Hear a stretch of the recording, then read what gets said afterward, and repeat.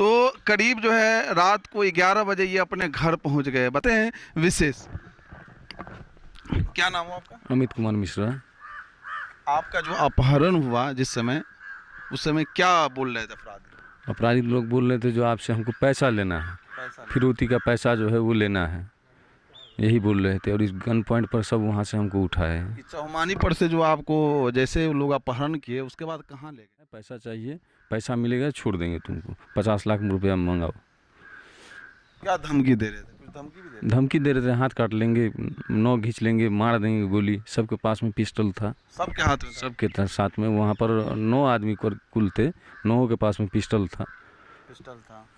Pistol था। कहाँ आपको ले गए वहाँ से? सिचोलिया फुलपरास के ही बीच में हमको रखे थे। रखे थे? क्या सब बोल रहे थे वो लोग? बोल रहे थे मार देंगे, पैसा मंगवाइए, लेडीज़ को भी बोलिए पैसा लेकर के आएंगे, दूसरा कोई ना आए, प्रशासन ना आए।